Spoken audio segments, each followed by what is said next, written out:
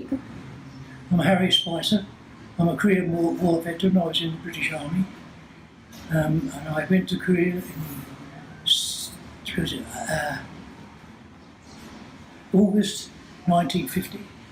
And I was there for 10 months. Then we went back from there back to Hong Kong, where we were before we went to Korea. And I spent 3 months in Malaya and came back to Hong Kong again. And then I transferred to the Parachute Regiment, and I went back to England in the December of that year. And I joined the Parachute Regiment. Let's just stop a minute. Do you want to stop it a minute?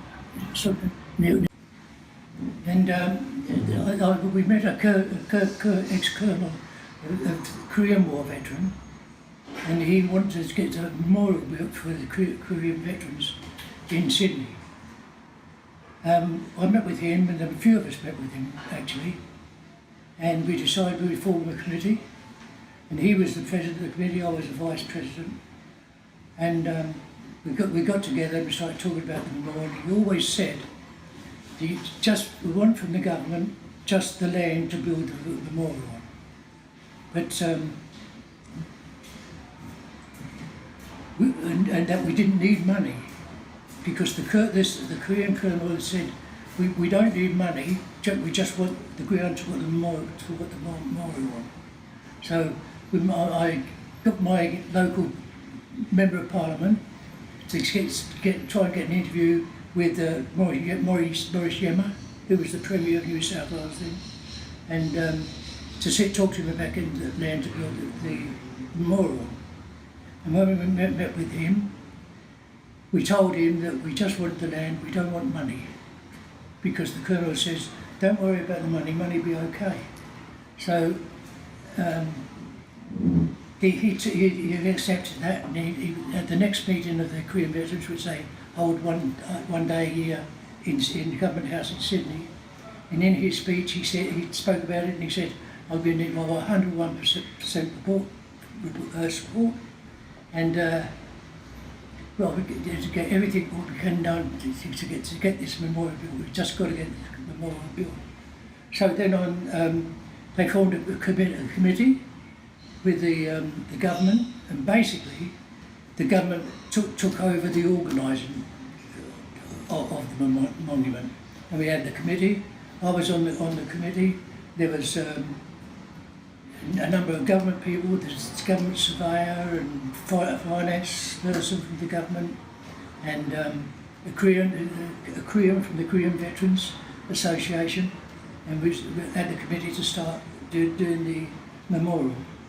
And the first thing, of course, was to get the land. So the government looked at a number of places that we could get, and they offered them to us, and we looked at them, and what they offered wasn't suitable, we didn't think.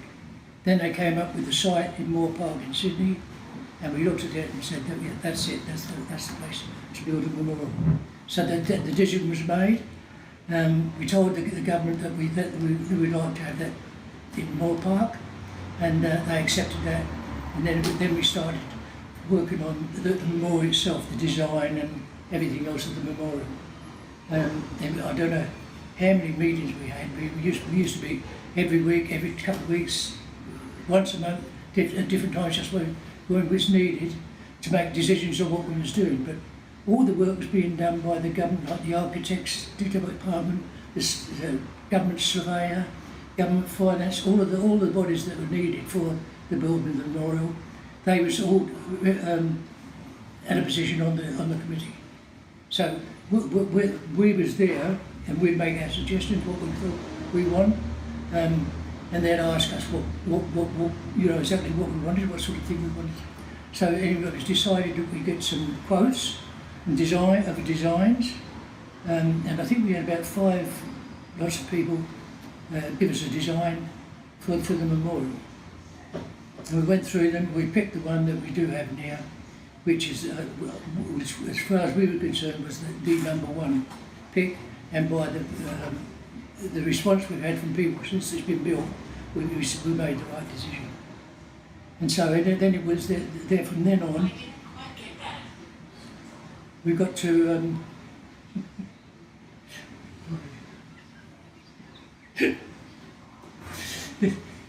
So then we got onto raising the funds for the memorial.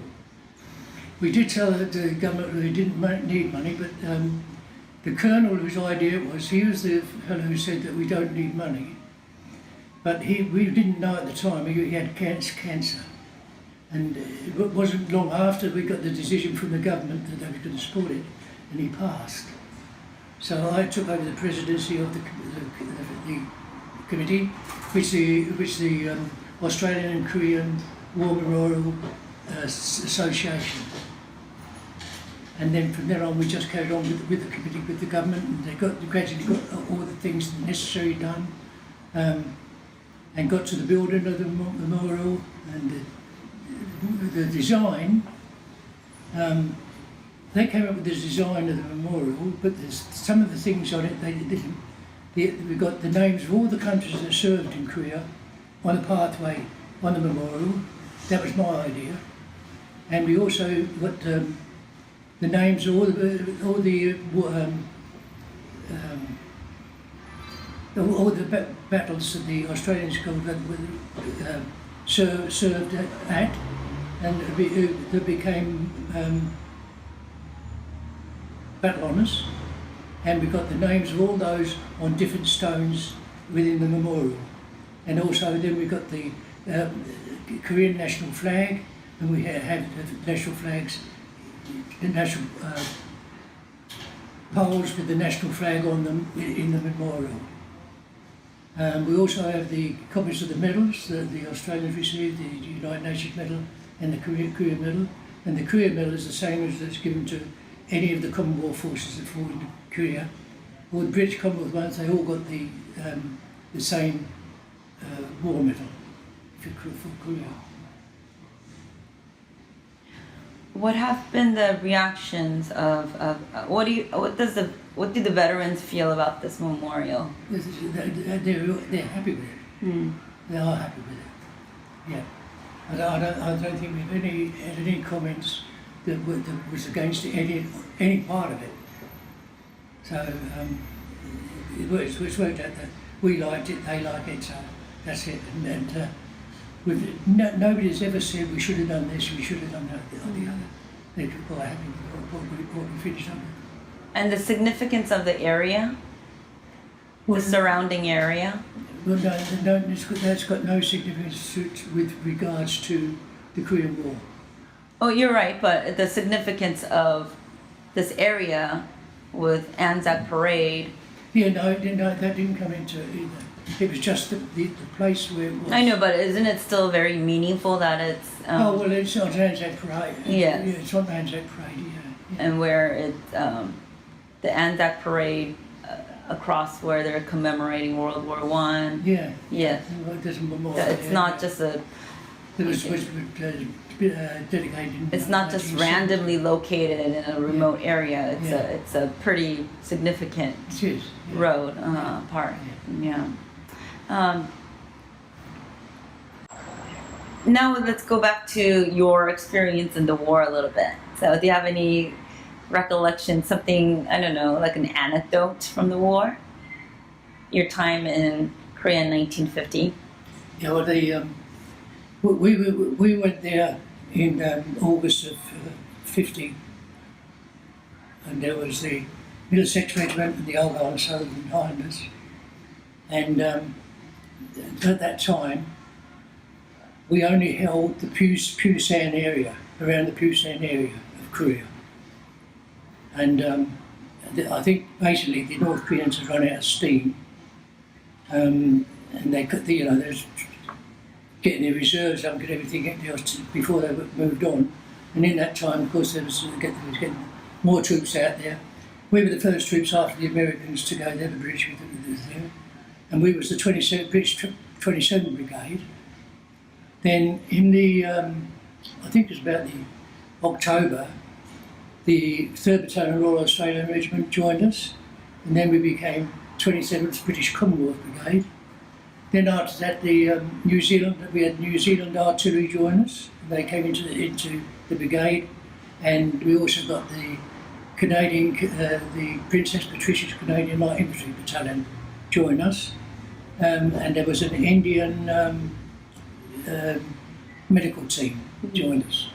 And so we was the Commonwealth Brigade. We was always under strength. And the areas, when we took over an area from the Americans, we'd have like a battalion to take over where they had a brigade. So, the brigade is about 3 times the size of a battalion. So we was taking over a much bigger area, which made it more dangerous because we was thin on the ground compared to what they were. And the first thing that really happened as far as the war was concerned was that we was in positions on the Natron River, and we got shelled and mortared. And the noise was unbelievable. It was just so loud, and there was nothing you could do. All we could do was just sit in our trench and hope that it didn't land in our trench, which it didn't, thank goodness. Then a short time after that, we were sent on a platoon patrol across the Natron River, and it wasn't a fighting patrol. It was just to observe, see if we could find out what was going on. Went across the river. There's like sand beaches each side of the Natron River, and we turned left. We went across on little boats, and we left a section with the boats, and then the other 2 sections went along the beach line, followed the beach line along, and we must have gone about, I think, probably about a mile or so along there, and we looked up in the hills, and we saw the enemy up on the hills, and we saw them waving. They was waving people up from the other side of the hill, and then all of a sudden they opened up at us with machine guns, and we couldn't touch them because it's too far for us with our rifles or stim guns to reach them. And so we hit the ground as soon as they started, and where the river goes along, most of the other section of the platoon was along the line of the river, but my section, I was a section commander, my section went from the edge of the river, up to this bank where the other section was. So anyway, the shots was going around us, and they were so close. I just thought to myself, if you're going to hit me, because the tension was so great. And then as soon as there was a lapse in the machine gun fire, I said to my fellows, in the bank, so we dashed into the bank. We had with us 4 Americans. They was for if we needed artillery support. Now, as soon as the Koreans opened fire, the 3 of the Americans took off. And there was an officer, sergeant, and 2 others. But the officer stayed. And one of the Americans, when they took off, got hit. He got right through the middle, but he was okay. So then we finished up. We carried him out, and when they fired, we'd get down. And when they stopped firing, we'd get up and move. And we also had our own machine guns on the other side of the river, firing at them to keep them down as well. So we're coming on the way back, and I was right behind our platoon commander, and we're walking along, and I said to him, I think there might be a reception along here somewhere, so they'd come down and try and block us off. And he said, yeah, because he was that tense. And then all of a sudden there was a noise of a machine gun, and we hit the ground, and he was still standing up. I said, was that you, sir? He said, yeah. His sting gun went off. But anyway, we found out when we got back to the boats, the other Americans were there, the ones that took off, the 2 that took off, and they'd have taken the boats if we hadn't left the section there. And there was a party coming down to meet us, but our machine guns opened up on them, so that it broke them up, so we was right there. So we got back in the boats and across the river, and that was that. The night before we went across, we went down to the river, we slept in Korean houses overnight, and when we got up in the morning, we had lice right through all our clothing. Anyway, we got back, and that was okay. And then after that, we moved forward across the river, and we was given the job of taking a particular hill, which was later called Middlesex Hill, because that was the Middlesex Regiment. And we had a platoon go first with a small hill, and then a large hill went on from there. And the platoon went, one platoon went and took the small hill, and I think they've got 2 killed in taking that hill. Then the rest of the company took the larger hill, and we lost, I think we must have lost 3 or 4 taking the hill, and it took us nearly all day to get up to the top of the hill. And the Koreans there was some dead and some had took off. And when we got up there, they had fires, and one of the North Koreans had fallen into the fire, and his clothes was burning, and his ammunition was exploding out on his body. Every now and again, you'd go, and his ammunition exploded. And then at the night time, they mortared us, and we had another one killed when we was mortared. The next day, the Argyll and Southern Highlanders was to take another hill, the other side of the road, to where we were. And when they went up, we used to have colour signs that we used to lay out on the ground. There'd be red and yellow or whatever, and there'd be in different sorts of, like a cross one day, 2 lines together another day, all different sort of shapes, so that the air knew that we were friendly. Well, they had their colours and they had them on the floor, but the Americans came and bombed them. And with that, what do you call it? Oh, what do they call the bombs? The bombs. Mortars. No, fire. Plaster bombs. Eh? Plaster bombs.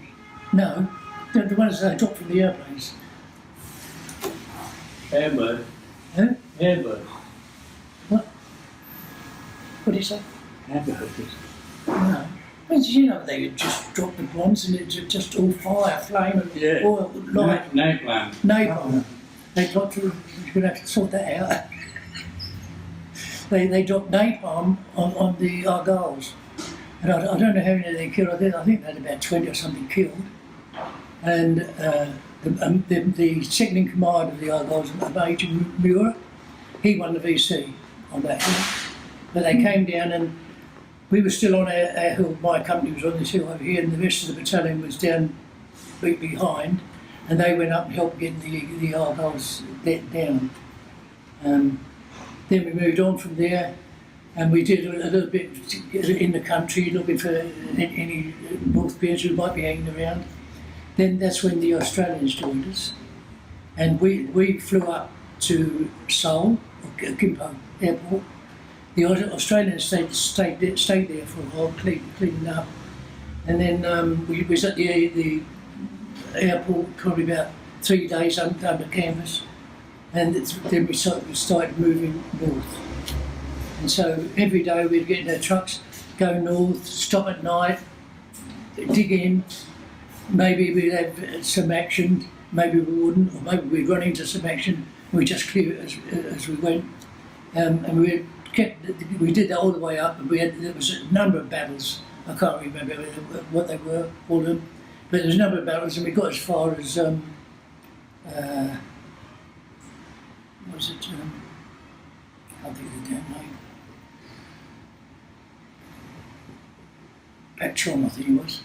I think it was Patchon. We got as far as there. And then the winter started coming in, and then all of a sudden they said. Chinese on horseback at sea. And anyway, the Chinese came into the war,